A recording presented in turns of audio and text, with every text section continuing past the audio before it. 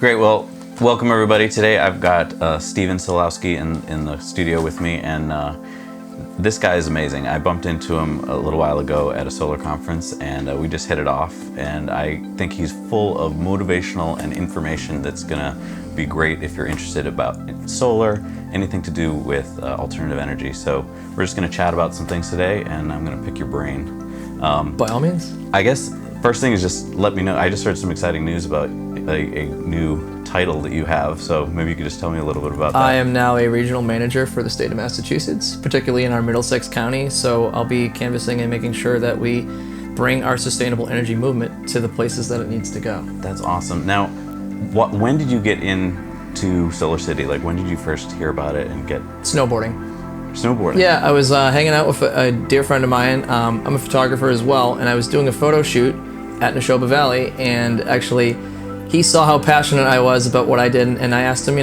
where are you at in life? And one of the things that he said, he's like, well, I've just started working for this company called SolarCity, and I hate corporate, but I've never been in such an environment, a culture that really is making a difference and makes people feel great about what they're doing. When you're helping this planet that desperately needs to be preserved, and you could just see the passion in his eyes. And I said, that's really remarkable. I'd love to get involved in that sort of thing. And he knows a part of my background is auditory engineering and things like that. And he's like, well, you'd probably be able to pick up the CAD programs. You'd be good with computers, so you should take a look. And I said, yeah, I'd love to. And then here we are, not even just over a year later. And wow. Things have just evolved and changed so rapidly, but... That's exciting, that fast, wow. Yeah, when you think of the industry itself, how fast it's moving. 2 years back, we had 1 million solar customers in the country, and then a year after that took 40 years to do. Right. The next year, we had 2 million. We doubled that. Wow. And it's hard to wrap your head around that. Right, and that's kind of one of the things. It just really illustrates how people are really identifying the things that we need to do for our planet. Because a lot of times I think like, oh, we're not doing enough, and in the sustainable movement, you're always just feeling like no one's listening.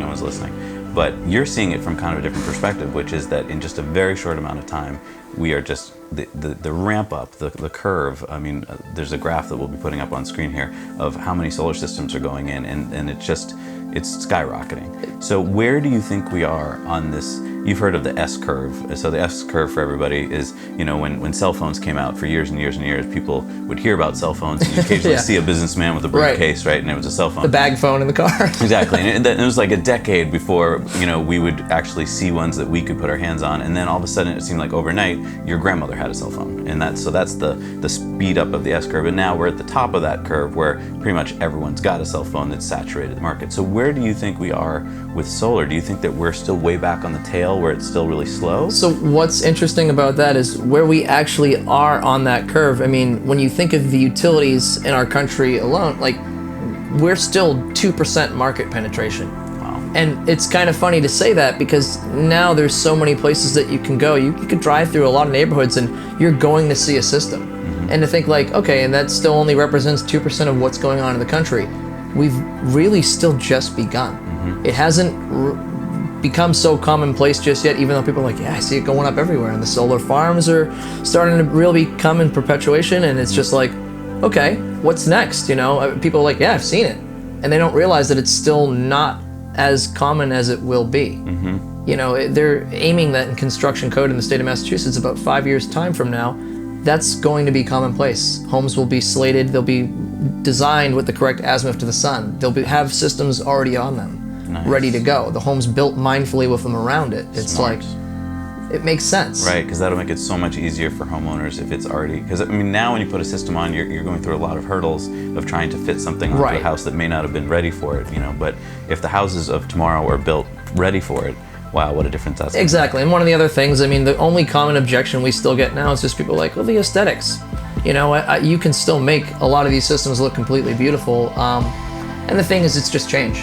The aesthetics of that, big cell phones, when we went from flip to one big screen, that not everybody, there was a lot of opposition to that. Mm-hmm. There's change is there, and not everybody sees it until it's become full circle. That's a really good point, because I've talked to a lot of people, especially that might live in a complex where it's controlled by an HOA. association. Yeah. And they'll say things like, oh, well, I'd like to have solar, but my association won't allow it. And the first thing I say is, well, get on that board, and it's only a few of your neighbors that you have to convince. And the second thing is, as you just pointed out, it may look kind of out of place now, but over the next few years, as more and more people have solar systems, don't you think that basically they're going to become so ubiquitous you're not even going to really notice them? I mean, they're just going to be part of the landscape. That's exactly it. It's the same thing with, we've had the effect with just internal combustion engines in cars, like the Prius. When that first came out, people were like, oh, I don't know about that little electric mouse.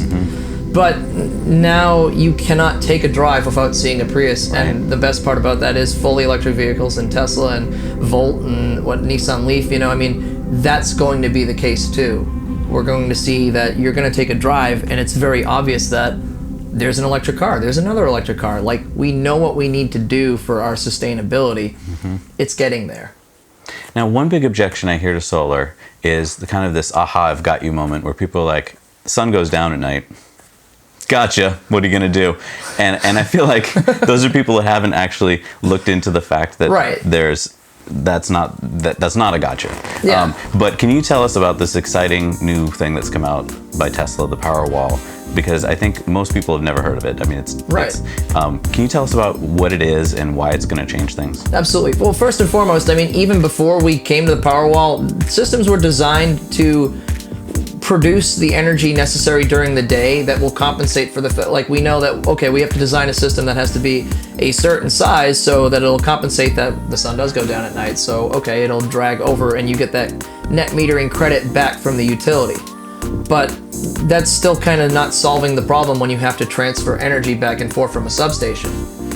What we've now seen, Tesla, Elon's really come up with that plan. He said, okay, the most important thing that we need to do is have self-sustainability, because we're not solving any of the problems if we still have to draw from the utility company and bring electricity back and forth on this inundated system. So the Powerwall, essentially what it is it's a car. It's one of the Tesla batteries. It's built to spec that it's 3 feet by 4 feet, about 7 inches in thickness. And what will happen is you can put that in your garage, you can put that downstairs, and the solar system will keep that battery charged.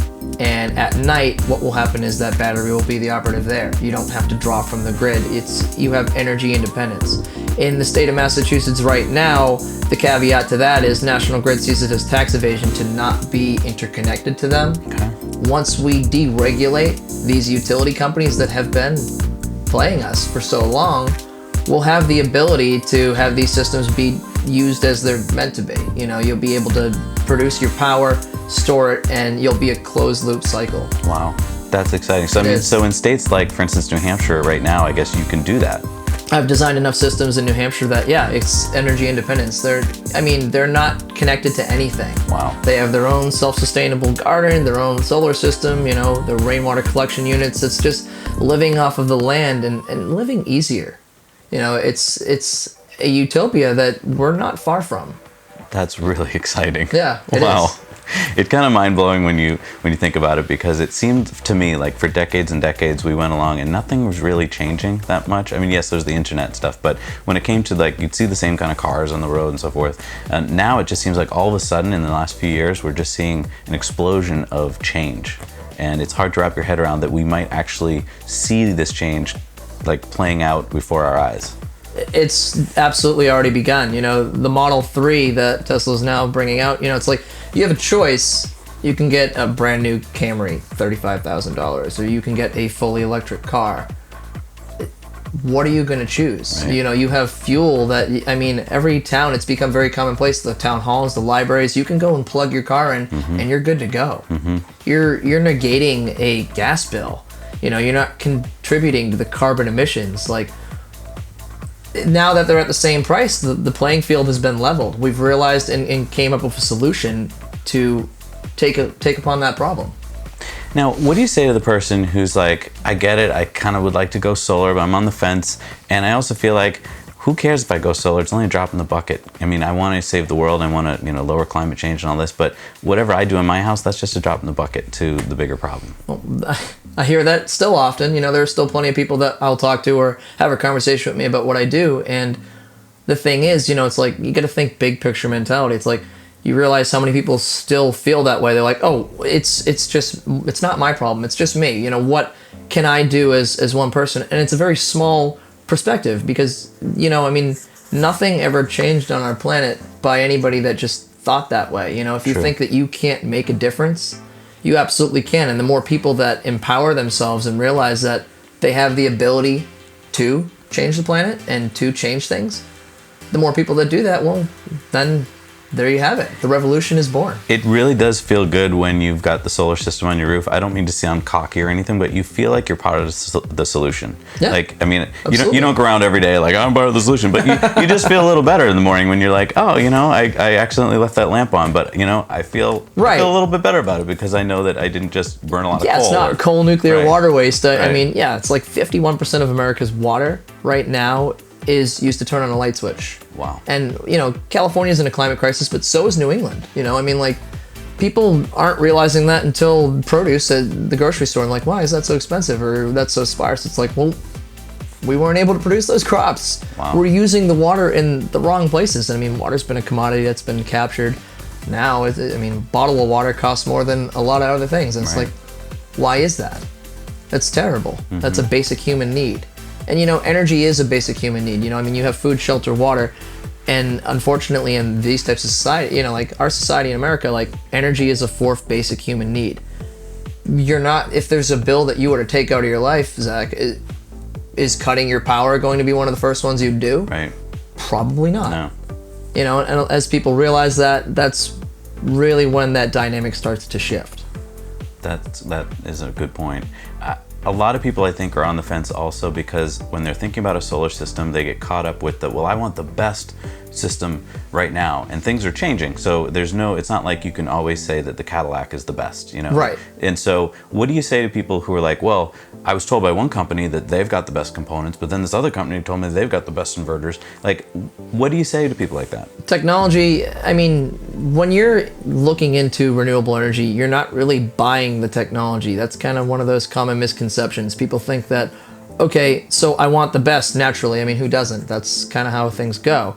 But in the past 50 years that we've had solar technology around, the energy efficiency increase has been so minimal. It's the impact, panels truly right now still average anywhere from 15 to the best panels are about 21% efficient as a 3x5 foot panel. Mm-hmm.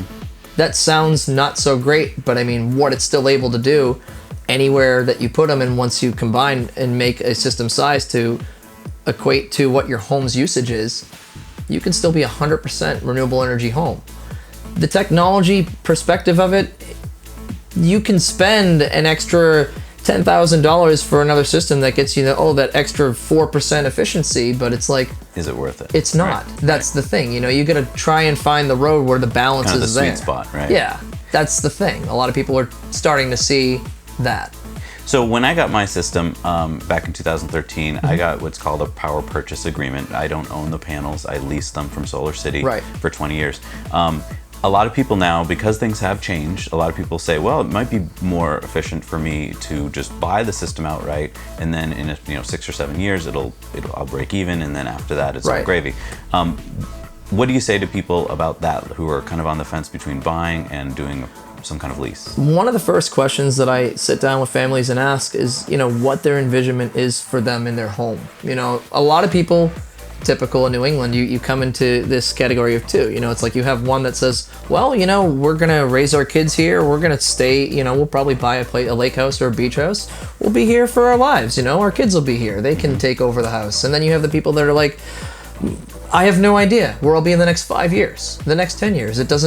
Who knows? So I ask, what your plan is of timeline. And if you know that you're going to be here for 10 years, you can hit your ROI. You hit your return on investment, and buying the system absolutely makes sense at that point as long as it's financially feasible for you. Mm-hmm. It really is one of the best investments that you can make. It outperforms most mutual funds. When you really break that down, where you're going to, a kitchen remodel is a perfect example. Just about everybody is doing that because they realize, okay, I get 100% back of it if I do a neutral design. Mm-hmm. when do you get that return now? Not until you sell your house. Right.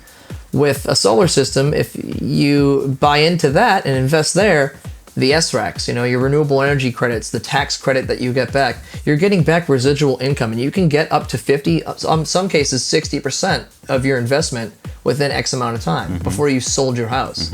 And when you sell your house, you still have that property valuation add from the system itself. I scratch my head when I talk to people. They're like, oh, I just don't, it really is a great investment, but either way you cut it, power purchase agreement has always been the strongest catalyst, because people realize I can reduce what I pay for electricity.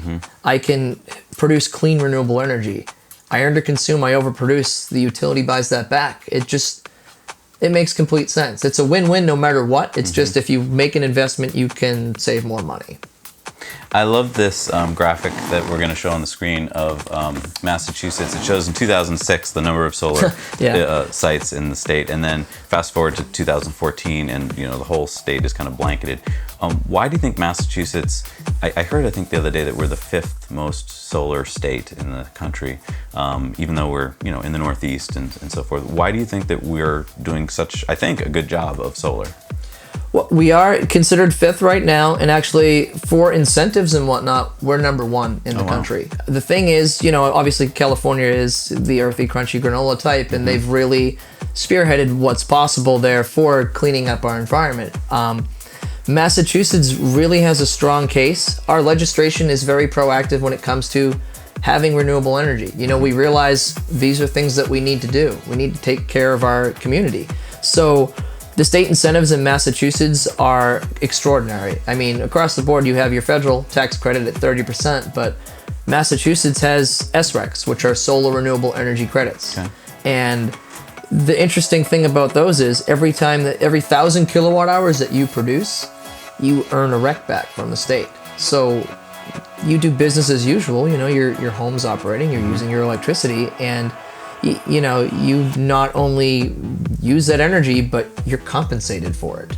That's awesome. You spend, 1,000 kilowatt hours, you could spend $208 or so with National Grid, but right now, the RECs definitely fluctuate in their value, but they're outperforming what you would have spent right now. So say if you didn't have the system on your home, you spend $208 on your utility, but if you do, you'll get back. Right now, fair market value is about $262.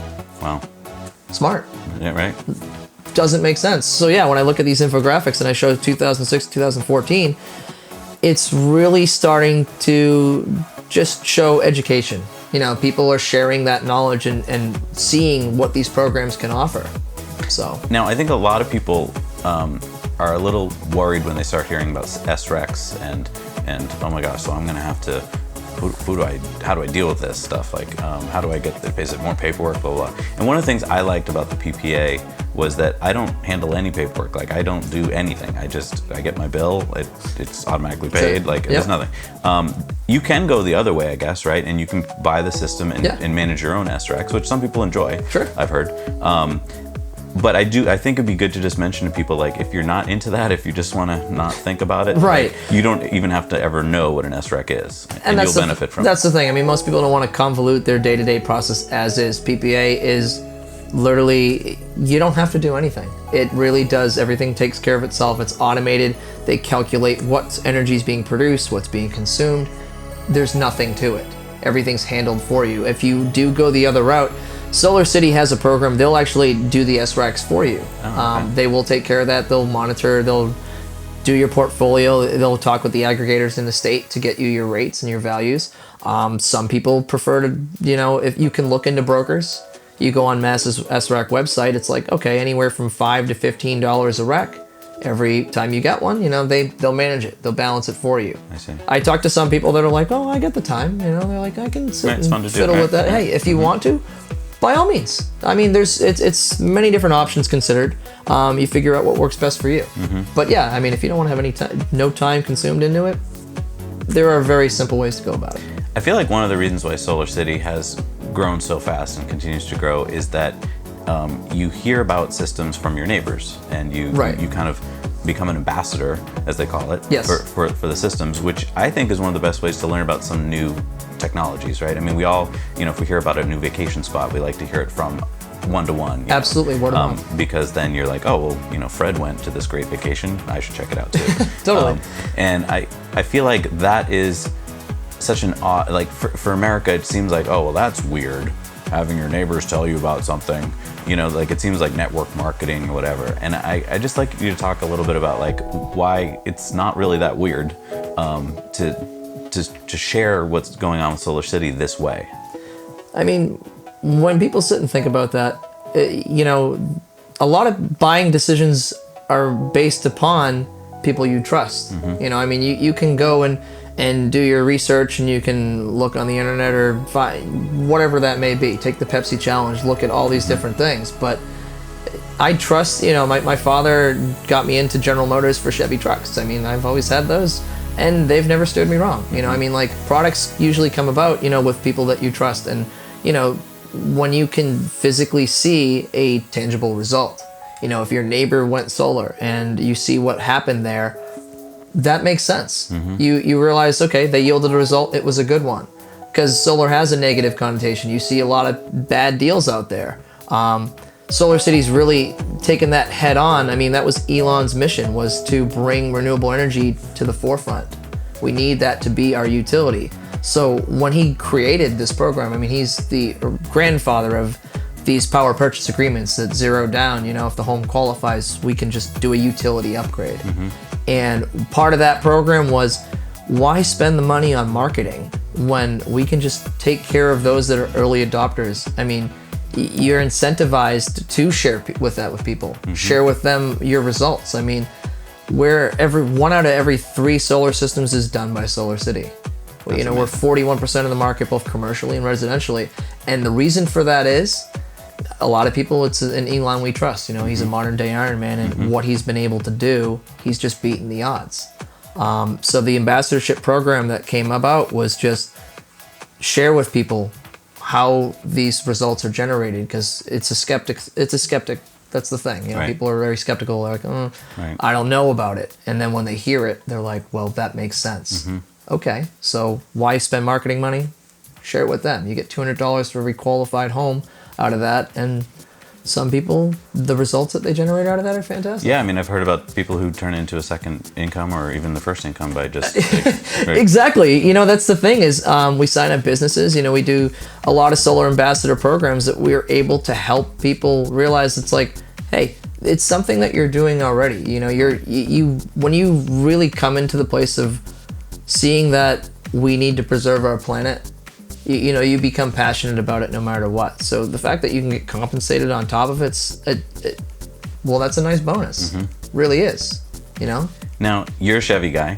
I am. So once you started getting interested in electric cars, I bet you looked at the Volt. But I heard that you have a Model S Tesla arriving sometime this month. It just went into production on Sunday night. Exciting. Yes. So what got you to go from Chevy, which has an electric car, they have the Volt, yes, to go to Tesla? Well, we're comparing 2 very different variables here. I mean, the range isn't there. I mean, I will admit, I'm maybe a General Motors fanboy, but only for their pickup trucks. I'll still use my truck when I need to move things. I mean, but when it comes down to it, I'm true to the core of our movement, and I want to do right by our planet. So there was no better option. Truly, I mean, not even just from an aesthetic standpoint. I mean, the Tesla's a beautifully designed car. But really, when it came down to it, it's like, I really appreciate the things that Elon has done, and the creation of the Tesla is just an incredible vehicle. The fact that I have a 250 to 260 mile range, it's like, well, that can get me to the lake and back. That can get me all the places that I need to go, and it doesn't cost anything. It's like, it's clean energy driven. That's amazing. So there was no other choice. I mean, Volt's doing its thing, and I love that all these other cars will be coming out. Hey, this is the one right here and now. Right. There is no better option, and I know that through lots of research and people that I trust. I mean, when I talk to you about yours, I mean, yeah, see, the result's always the same. I've only seen people that are just like, it's not just a mode of transportation, it's a lifestyle. Right. You get fully involved in the idea. So it is. It's a very exciting time. That is exciting. I was noticing, this is another map we'll share on screen, is that this shows the energy production, the amount of energy hitting the U.S. in any particular Yes. place. And I hear a lot of people, especially in New England, when you talk about solar, go, well, I'm sure if I lived in Arizona, it would be a great idea, but we're in New England, so, it's not, is it sunny enough? And as this map is showing, Germany, which is way bluer, I mean, it's not getting nearly as much sun. Oh, yeah. They are, really ramping up solar, wind, and so forth. I heard there was a day just recently where I think the entire country was net positive renewable energy. Yes. Which was really exciting for a whole country to go, that quickly. So what do you say to people when they're like, yeah, but we're in New England, I probably don't get enough sun, so I probably can't do it. That's still one of the most common things that I hear. And it just comes to understand, it's simple physics. You look at the globe, look at our planet as a sphere, and it's like, okay, so when you're at the equator, you're gonna have the highest amount of efficiency. The sun is consistent. When you're in the northern hemisphere, the key thing to keep in mind is a northern mounting plane is not going to make much sense. Mm-hmm. You'll get 50% of the power throughout the year. Mm-hmm. You'll have if you have a 30-degree roof pitch facing north, that's not going to be a strong catalyst. But if you have the azimuth being southern facing, 30 degrees, you're getting an impressive amount of renewable energy throughout the time with that. Mm-hmm. And I have the majority of the homes that I'm designing still around here, I still have quite a few that are very specific. The people that reach out that know that they have a southern exposure, they're getting 90% of their energy from the sun. Wow. Out of their systems consistently. Now, are trees a big thing that you hear from homeowners? Because like in my house, we had too many trees in the wrong places, and it's one of these things where you think, I can't change that. Like they're big, they're here to stay. Right. And I love trees. But do you? And eventually we took down 9 trees. It didn't turn out to be a big deal, and in fact, I actually sleep better at night because I know that in a big storm, they're not going to crush my house. Do you get that from a lot of prospective customers who are like, well, I would do it, but I've got too much shade? That's the thing, is most people realize in New England, they don't want to have the trees that close to their homes. After that October ice storm that we had where the trees weren't even prepared and you had limbs crashing down, it's a liability. It's very dangerous. You sleep below that roof and you have a dark New England snowstorm blowing through, you're going to have a bad time. So trees are only an issue when they don't own them. A lot of properties that we see, we've got some interesting lot lines in New England, and some of the homes are like, I don't own those trees. So a shade metric can absolutely be a big case. There's plenty of homes. The data actually reveals it's 1 out of 8 homes in our community can actually qualify for solar. Because we are, we're in a pretty thickly wooded area. Right. Unless you have those neighborhoods that are clear-cut forest and 3,000 square foot colonial boxes put up. Then there's no excuse. Right. So, are you naturally kind of optimistic about the future, or are you pessimistic? I tend to be on the pessimistic side. Maybe it's because I'm older, and I remember solar cells going on the White House, for instance, under the Carter administration, and then I remember in 1980 Reagan tore them off. Right. And it's only been now under Obama that we actually got solar back on the White House. So, are you, where do you tend to fall? That's an interesting question. A lot of people that know me, they see the duality, or call me bipolar. I am truly an optimist. It's come down to that. I'm 29 years of age, but I haven't seen that much. But what I have seen, and especially with now being a part of this industry, I've definitely been reinstilled in what's going on with our planet and our society.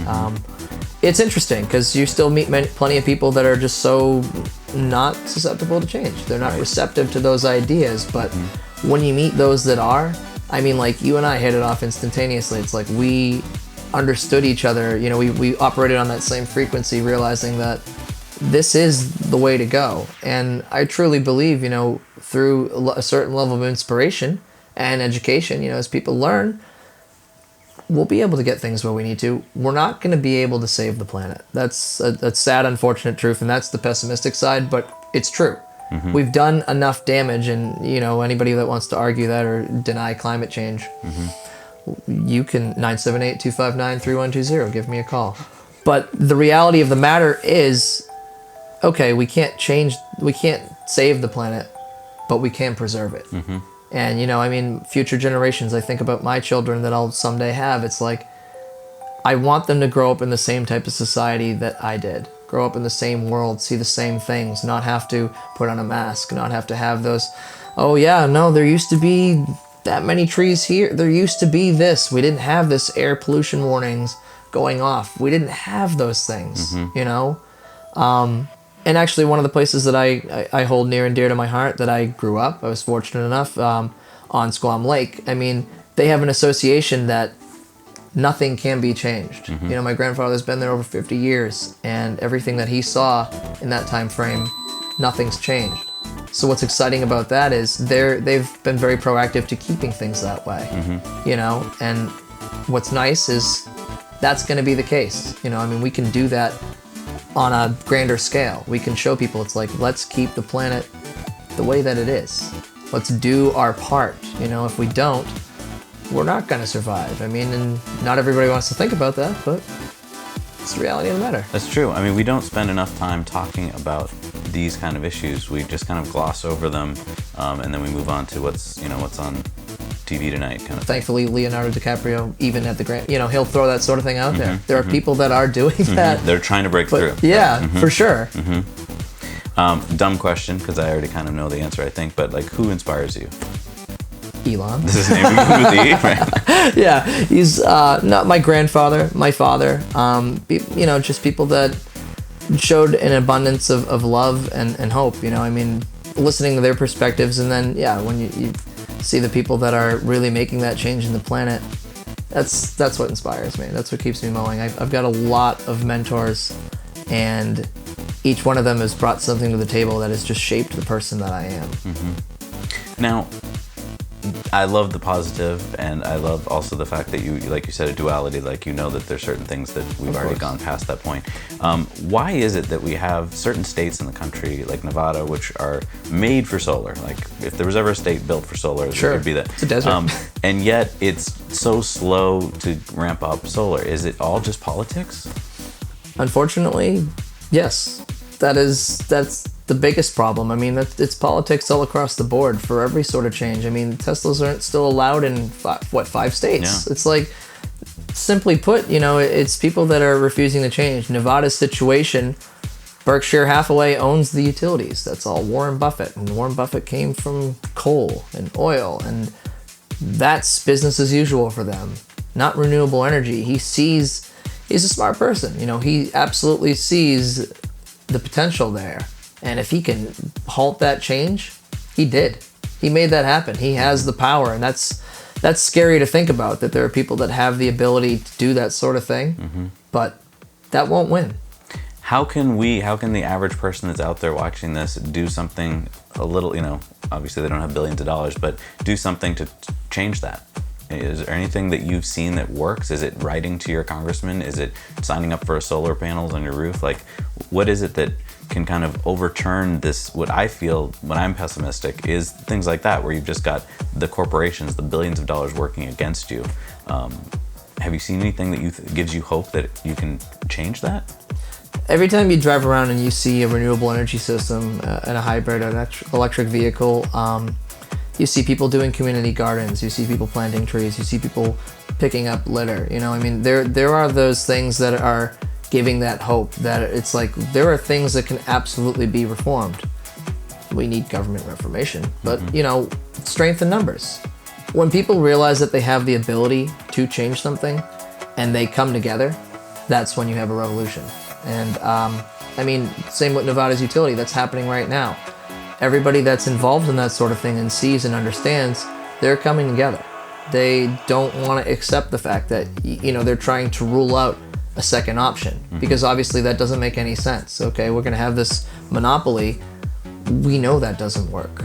If you're going to, you know, I mean, unless it was headed by something completely ethical, but that's very rarely the case. That's an anomaly. But it'll all happen, and people need to realize that they have the ability to mobilize and be empowered. One of the things that makes me pessimistic a lot of times is that I see that everyone gets their information, or a lot of people get their information from very limited sources. So the ones that we all grew up with, the ABCs, the NBCs, and are there sources that you have found that are not just the corporate media sources that are good places that people can go to get information about, whatever, renewable energy or the environment or anything that you've, like places that you kind of go to regularly? Yeah, I look at Clean Technica. There's websites that are out there that, if you do a simple Google search for anything that has renewables in it, you talk about that sort of thing. It's going to pull up some results, and you're going to get some hard data. Solar Power Rocks is a website that's absolutely geared to showing each state, and I share that with every one of the families I work with. It shows each state and their incentive programs, where they're at. It gives you the hard data of the things that you wouldn't normally see. Because you're right, if you go rely on the news, we all know that's biased. They perpetuate the articles about, solar panels are causing fires, or, one of the articles that was negative was pretty actually positive when you thought about it, because they uncovered that a lot, 90% of solar companies put a lien on your house. You got to do your homework there. Right. There's 418 solar companies in the state of Massachusetts. Really? Wow. We don't have that many towns. Wow. Right. There's 351 towns. Yeah, that's interesting, right? Wow. But, when these random companies or people just realize, okay, we can get 50, 60% of our investment back right away. Right. Let's just call ourselves a solar company, slam dunk some systems on a roof, and we'll get out of here soon enough. When the incentives go away, so does our business model. Right. We close up shop. Right. That is one of the reasons why I went with SolarCity. It's the largest installer in the country, so right. It gives you some faith that, The biggest problem is realizing, if you're going to have these 20-year arrangements, the company should be around. The company should be around. You want to have some company that's going to have validity, and I tell people that all the time. They do your research. I can try and save you as much time as possible. Right. Of course, it comes down to trust. It's like, if you trust me, allow me to save you that sort of time. Right. You can do the Pepsi challenge. You'll come back around and you'll realize all the same things that I thought when I looked for a career opportunity. I'd like to leave with the graphic that we'll put up on the screen, which shows that how much world energy use that we use. So we use 16 terawatts a year. It just kind of blew my mind when I saw it, because all these other sources are finite, and they don't really cover our needs for more than a few years, whereas every single year you have 23,000 kilowatts of energy, free energy, coming from this fusion reactor that we have in our solar system. Oh yeah. And it's just kind of funny to think that a small area of a state like Texas covered with solar panels would take care of the entire country for our solar needs. And in fact, you don't have to just group them all in Texas. You could just do what SolarCity is doing, which is put them all over the roofs.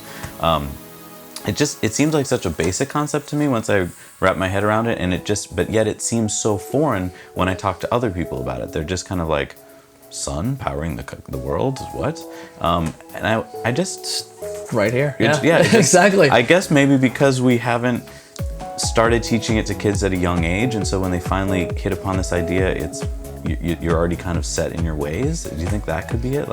That's actually the analogy that I base things on. So for you and me, when we went to school, grade school was for us explaining recycling. These are the things. Well, you see a piece of paper, pick it up. They had a jingle for it and everything. And it's like, okay, we have recycling programs. It's going to help do whatever it needs to do in terms of preservation.